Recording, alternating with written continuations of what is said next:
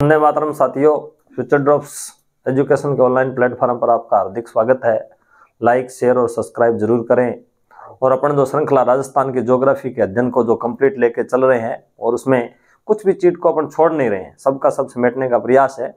और फिर इसी कड़ी में राजस्थान की वनस्पति के अंतर्गत अपन ने खेजड़ी, आंवला, रोइडा, इन वृक्षों के बारे में, बांस, इनके बारे में अपन अध्ययन कर चुके हैं पिछली वीडियो में। और आज जो उससे आगे है उनके बारे में अध्ययन करने का अपना है। तो सबसे पहले बात करते हैं कि और महत्वपूर्ण वृक्षों के अंतर्गत क्या क्या शामिल है। साल वृक्ष या सालर। आगे बात करते हैं राजस्थान की वनस्पति, राजस्थान की प्रमुख वनस्पति।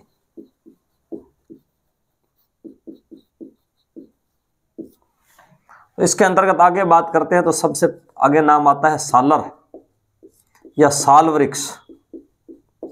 सालर या साल वृक्ष की अगर बात करते हैं तो ये कहां कहां पर पाया जाता है, तो सबसे पहले तो पाया जाता है उदयपुर, राजसमंद, चित्तौड़, जयपुर, अजमेर और अलवर। कहने का मतलब ये हुआ कि जितना भी क्षेत्र अरावली पर्वतमाला का जो क्षेत्र है उसके ऊपर उस पर साल के वृक्ष पाए जाते हैं, ये अपने को ध्यान में रखना है। और साल है वो राज्य वृक्ष भी है। किस स्टेट का है? राज्य वृक्ष। ये झारखंड और छत्तीसगढ़ का राज्य वृक्ष भी है। झारखंड और छत्तीसगढ़ और झारखंड का राज्य वृक्ष भी सालर है, ये अपने को ध्यान में रखना है। भगवान विष्णु का पवित्र वृक्ष है। भगवान विष्णु का पवित्र वृक्ष है सालर या साल वृक्ष है वो। भगवान विष्णु का पवित्र वृक्ष है। और भगवान बुद्ध को महावीर स्वामी को, जैन धर्म के जो 24वें तीर्थंकर थे महावीर स्वामी, 24वें तीर्थंकर थे जैन धर्म के, उनको ज्ञान की प्राप्ति साल वृक्ष के नीचे हुई थी। ज्ञान की प्राप्ति साल वृक्ष के लिए हुई थी। तो ये जैन धर्म में भी ये वृक्ष पवित्र माना जाता है। तो सालर या साल वृक्ष भी कहते हैं। सबसे ज्यादा उदयपुर, राजसमंद, चित्तौड़, जयपुर, अजमेर और अलवर में पाया जाता है। राज्य वृक्ष का दर्जा इसको, साल वृक्ष को कहां दिया गया है? झारखंड और छत्तीसगढ़ में दिया गया है। भगवान विष्णु का पवित्र वृक्ष है। महावीर स्वामी जो 24वें जैन तीर्थंकर थे और उनको ज्ञान की प्राप्ति साल वृक्ष के नीचे हुई थी, ये अपने को ध्यान में रखना है। आगे अगर बात करते हैं तो राजस्थान में चंदन के वृक्ष कहां पाए जाते हैं? चंदन के वृक्ष, चंदन का वृक्ष है वो कहां पर पाए जाते हैं? ये अपने को हल्दी घाटी के अंतर्गत पाए जाते हैं। खमनोर, हल्दी घाटी, हल्दी घाटी, खमनोर, राजसमंद में पाए जाते हैं। चंदन के वृक्ष पाए जाते हैं। और दूसरी जगह देलवाड़ा, आबू देलवाड़ा जो सिरोही में पड़ता है, यहां पर भी पाए जाते हैं। सिरोही में भी चंदन के वृक्ष पाए जाते हैं। तो राजस्थान में 2 ही जगह चंदन के वृक्ष पाए जाते हैं मुख्य रूप से, हल्दी घाटी, खमनौर और राजसमंद, और देलवाड़ा सिरोही के अंतर्गत चंदन के वृक्ष पाए जाते हैं। और अगर एक वन उपज भी है, बात करते हैं गोंद की। गोंद है वो वैसे किक्कर से भी मिलता है, कुमट से मुख्य रूप से मिलता है, ये अपने को ध्यान में रखना है। कुमट से मुख्य रूप से गोंद की प्राप्ति होती है। और चोटन बाड़मेर का गोंद फेमस है। चोटन बाड़मेर, ये है वो स्थान गोंद उत्पादन के लिए बहुत ही फेमस है, ये अपने को ध्यान में रखना है। अब आंवला कहां कहां मिलता है? आंवले के वृक्ष राजस्थान के अंतर्गत कहां कहां पाए जाते हैं? अगर इसकी बात करते हैं तो अजमेर, उदयपुर और डूंगरपुर में पाए जाते हैं मुख्य रूप से। अजमेर, उदयपुर और डूंगरपुर में आंवले के वृक्ष पाए जाते हैं, ये अपने को ध्यान में रखना है। आगे अगर बात करते हैं तो एक धोकड़ा वृक्ष है वो राजस्थान में सबसे अधिक पाया जाता है। धोकड़ा वन भी सबसे अधिक 58% पर, और धोकड़ा वृक्ष भी सर्वाधिक, राजस्थान में सर्वाधिक वृक्ष।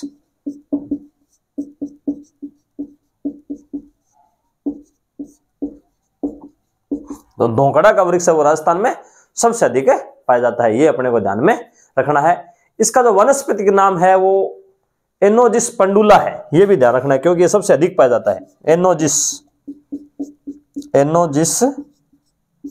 पेंडुला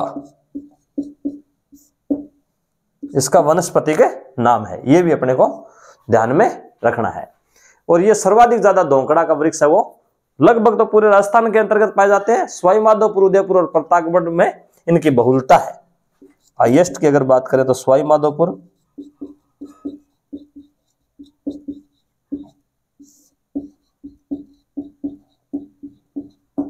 प्रतापगढ़ और उदयपुर में इनकी इस वृक्षों की बहुलता है, धोकड़े के वृक्षों की। उदयपुर में ये काफी संख्या के अंतर्गत पाए जाते हैं। तो ये मुख्य रूप से जो वनस्पति थी वो राजस्थान की आ गई। अब इसके बाद में दो ऐसी वनस्पति है जो कि राजस्थान के अंतर्गत बाहर से आई है। इसमें आपने नाम सुना होगा, एक तो होबा और जोजोबा। तो अब बात करते हैं, और इनके बारे में क्वेश्चन भी पूछा जाता है कि होबा और जोजोबा क्या है और जेट्रोफा क्या है, इनके बारे में प्रश्न आता है। आगे अपन बात करते हैं होबा और जोजोबा। होबा और जोजोबा। होबा और जो है ये वृक्ष मूल रूप से तो ये एरिजोना मेक्सिको का पौधा है, मेक्सिको का, जो यूएसए के अंतर्गत आता है, वहां का ये मूल रूप से पौधा है। मूल रूप से जो होबा और जोजोबा है वो एरिजोना मेक्सिको का है, ये अपने को ध्यान में रखना है। और इजराइल की सहायता से भारत में आया। भारत में कैसे आया? भारत में आगमन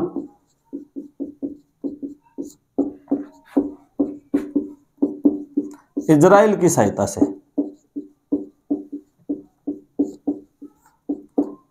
इजराइल है वो यहूदी कंट्री है और टेक्नोलॉजी के अंतर्गत बहुत ही आगे है। तो ये इजराइल से भारत में आया है, इजराइल देश से भारत में आया है, ये अपने को ध्यान में रखना है। और इसका कार्य क्या है? ये है वो ईंधन के रूप में भी काम आता है। महत्व क्या है? ईंधन के रूप में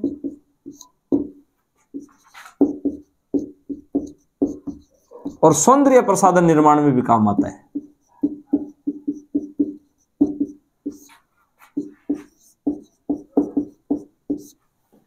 तो ये होबा और जोजोबा का पौधा है वो इजराइल की सहायता से, मूल रूप से तो एरिजोना मेक्सिको यूएसए का है और भारत में इजराइल की सहायता से इसके फार्म स्थापित किए गए हैं। और महत्व क्या है इसका? काम में क्या आता है? ईंधन के रूप में और सौंदर्य प्रसाधन निर्माण के अंतर्गत है ये काम में आता है।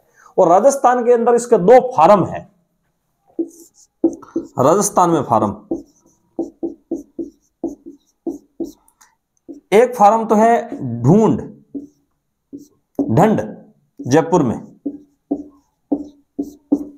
और दूसरा फार्म है फतेहपुर सीकर में।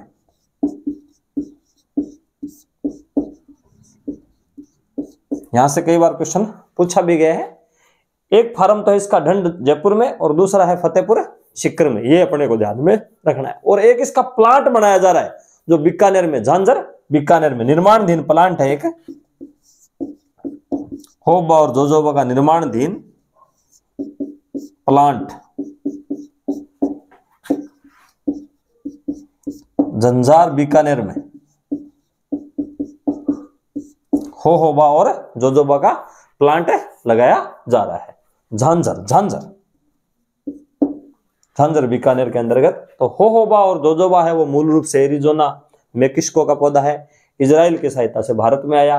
काम में क्या आता है कि ईंधन निर्माण में और सौंदर्य प्रसाधन के निर्माण में काम आता है। ये राजस्थान के अंतर्गत 2 फार्म फेमस है, ढंड जयपुर और फतेहपुर सीकर में है, और एक इसका प्लांट लगाया जा रहा है वो झांझर बीकानेर के अंतर्गत है लगाया जा रहा है। एक और जो है वो विदेशी मूल का पौधा है रतनजोत। रतनजोत जिसको जेट्रोफा कहते हैं, जेट्रोफा, जिसको जेट्रोफा कहते हैं, ये भी विदेशी पौधा है। और इसका काम में ये क्या आता है कि बायोडीजल निर्माण में काम आता है। महत्व, बायोडीजल निर्माण में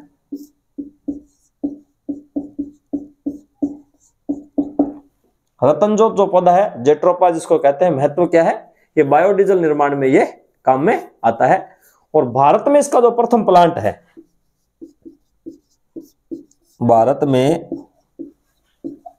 प्रथम प्लांट, भारत के अंतर्गत इसका जो प्लांट है प्रथम, वो कहां पर बनाया गया है, नालकोंड आंध्र प्रदेश के अंतर्गत बनाया गया था। नालकोंड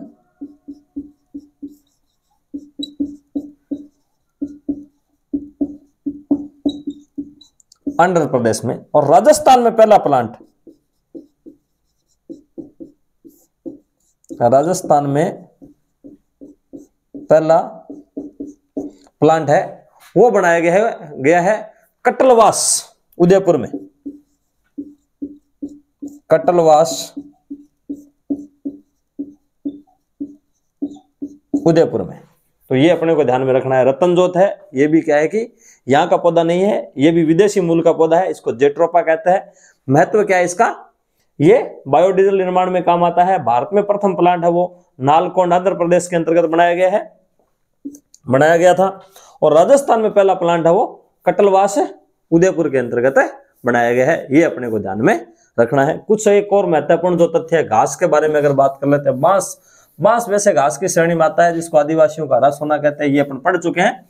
आगे और बात करते हैं कुछ घासों के बारे में और कुछ और मुख्य बातों की अगर बात करते हैं। पान की खेती क्या कहलाती है राजस्थान में, पान की खेती, पान की खेती है वो बजेड़ा कहलाती है, बेजड़ा कहलाती है। ये अपने को ध्यान में रखना है। पान की खेती है वो बेजड़ा कहलाती है। एक जंगल की सुंदरता क्या कहलाता है, जंगल की सुंदरता, आर्किड है वो जंगल की सुंदरता कहलाता है। ये अपने को ध्यान में रखना है। और आगे अगर गुलाब की बात करें तो गुलाब की खेती कहां पर होती है, अगर इसके बारे में बात करें तो गुलाब की खेती है वो कहां पर होती है, इसके बारे में अगर बात करें तो राजस्थान के अंतर्गत गुलाब है वो कहां पर पैदा होता है। तो एक तो पुष्कर में होता है, पुष्कर अजमेर में गुलाब की खेती होती है। ये अपने को ध्यान में रखना है। आगे और बात करते हैं घासों की, तो सेवण की बात करते हैं। तो राजस्थान के अंतर्गत महत्वपूर्ण घास है सेवण।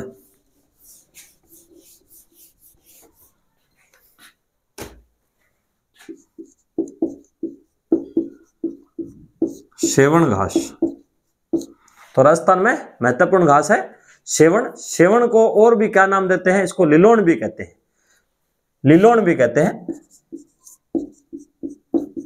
लिलोन भी इसी घास को कहते हैं।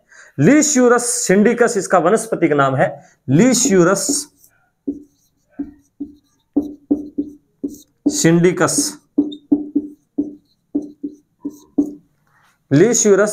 सिंडिकस इसका वनस्पति के नाम है। ये अपने को ध्यान में रखना है।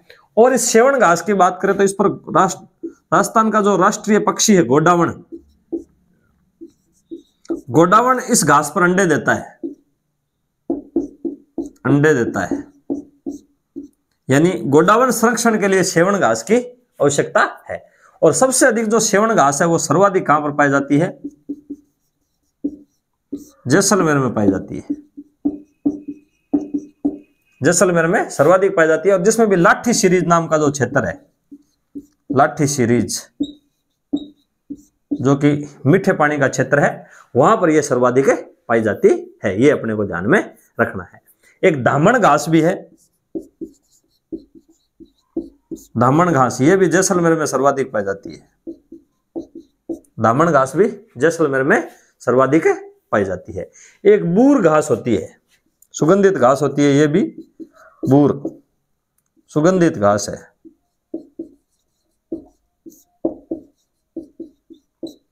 ये सर्वाधिक बीकानेर जिले में अंतर्गत पाई जाती है। ये बीकानेर में सर्वाधिक पाई जाती है, जो सौंदर्य प्रसाधन निर्माण के अंतर्गत काम में आती है। एक खस घास फेमस है, ये भी सुगंधित घास है, खस सुगंधित घास है, जिससे सौंदर्य प्रसाधन बनाने में काम भी आता है।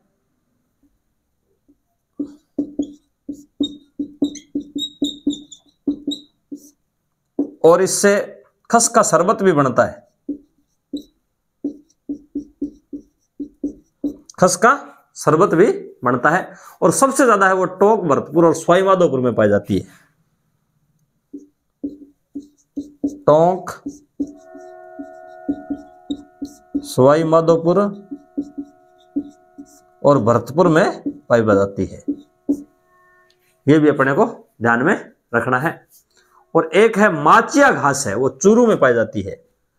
जो माचिया सफारी है उसके अंतर्गत माचिया घास है, वो चूरू में पाई जाती है। ये अपने को ध्यान में रखना है। और एक और घास है आलेवरी या लेमन, आलेवरी या लेमन, ये जोधपुर में पाई जाती है। ये घास है जोधपुर के अंतर्गत पाई जाती है। और धामन, करड़ और अंजन, ये भी घास की किस्में हैं। धामन, करड़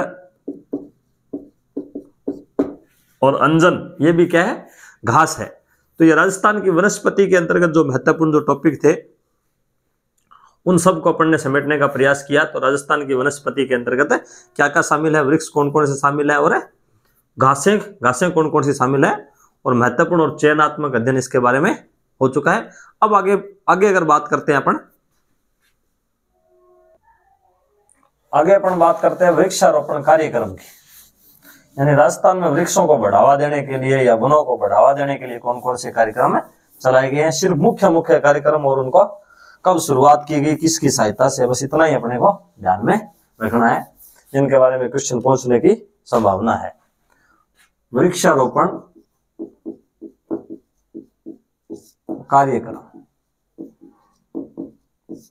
तो प्रमुख रूप से वृक्षारोपण कार्यक्रम कौन कौन से है। मरुस्थल वृक्षारोपण कार्यक्रम, सबसे पहले अगर बात करते हैं मरुस्थलीय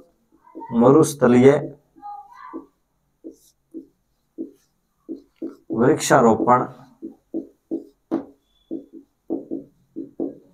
मरुस्थल क्षेत्र में वनों को बढ़ावा देने के लिए जो कार्यक्रम सबसे पहले मरुस्थलीय वृक्षारोपण कार्यक्रम है, वो कब शुरुआत की गई। शुरुआत 1978 में। कितने जिले शामिल थे, 10 जिले शामिल थे। इसमें सिर्फ इतने याद रखना है कि मरुस्थलीय वृक्षारोपण कार्यक्रम कब शुरुआत की गई, 1978 में, और जिले कितने शामिल थे, 10 जिले थे। एक राज्य वानिकी क्रियान्वयन योजना, एक राज्य वानिकी क्रियान्वयन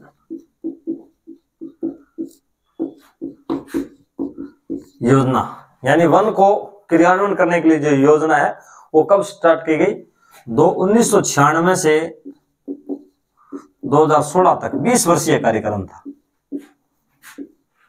20 वर्षीय योजना थी राज्य वानिकी क्रियान्वयन योजना। ये अपने को ध्यान में रखना है। एक है अरावली वृक्षारोपण योजना, अरावली वृक्षारोपण योजना। ये अरावली जो वृक्षारोपण योजना है वो 1992 में स्टार्ट की गई। कब शुरुआत की गई, शुरुआत 1992 में। इसमें सहयोग किसका रहा, जापान का। जापान के सहयोग से अरावली वृक्षारोपण कार्यक्रम की शुरुआत की गई। ये अपने को ध्यान में रखना है। राजस्थान वानिकी और जैव विविधता परियोजना, एक है राजस्थान वानिकी एवं जैव विविधता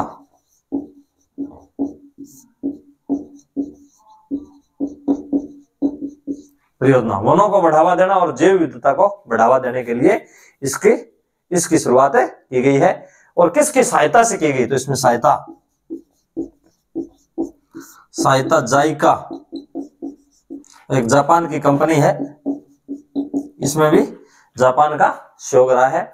और ये क्या है कि इसका उद्देश्य क्या है? सबसे पहले तो इसकी बात करते हैं, उद्देश्य क्या है। और ये 2 फेज में चालू है। उद्देश्य क्या क्या है? तो इसके 3 मुख्य रूप से उद्देश्य। एक तो वनों और जैव विविधता को बढ़ाना, नाम से ही स्पष्ट है, वनों एवं जैव विविधता को बढ़ाना। और दूसरा इसका है मिट्टी एवं जल संरक्षण, मिट्टी और जल संरक्षण। और तीसरा है गरीबी उन्मूलन और आजीविका सुधार, गरीबी उन्मूलन व आजीविका सुधार। ये इसके लक्ष्य है। यानी राजस्थान वानिकी और जैव विविधता परियोजना के उद्देश्य 3 है, वनों और जैव विविधता को बढ़ावा देना, मिट्टी को और जल संरक्षण करना, गरीबी उन्मूलन और आजीविका का सुधार करना। ये जो योजना है वो 2 चरणों में, इसके 2 चरणों में स्टार्ट की गई। एक तो इसका फेज फर्स्ट है और एक फेज सेकंड है। पहला चरण है और दूसरा चरण है। जो पहला चरण है वो 2003 से 2010 तक स्टार्ट की गई है, ये अपने को ध्यान में रखना है। और 18 जिलों में स्टार्ट की गई है,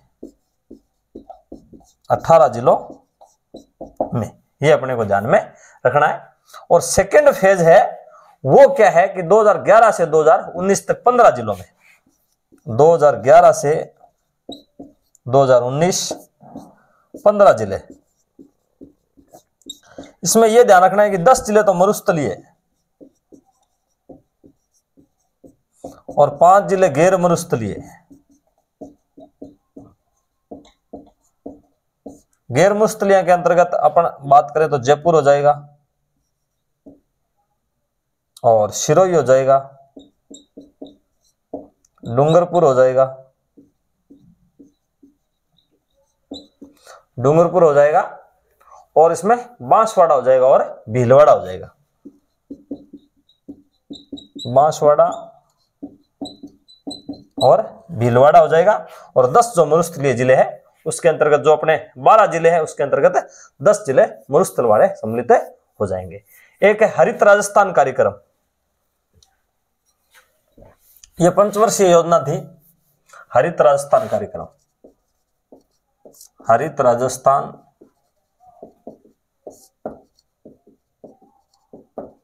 कार्यक्रम, ये 2009 से 2014 तक, 2009 से 2014 तक ये 5 वर्षीय योजना थी, ये अपने को ध्यान में रखना है। एक है वन धन योजना, ये सेंटर सरकार की है। वन धन योजना, वन धन योजना, ये योजना है वो 12 अगस्त 2015 को स्टार्ट की गई। 12 अगस्त 2015 को स्टार्ट की गई। और इसका उद्देश्य क्या है कि जैसे वनों के निकट जो निवासी निवास कर रहे हैं उन लोगों की वनों पर निर्भरता कम करना, यानी कि वो लोग क्या है कि जंगल पर डिपेंड ना रह करके कोई और काम करें।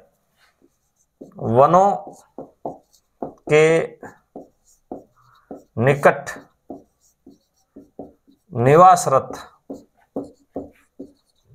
समूह की वनों पर निर्भरता कम करना,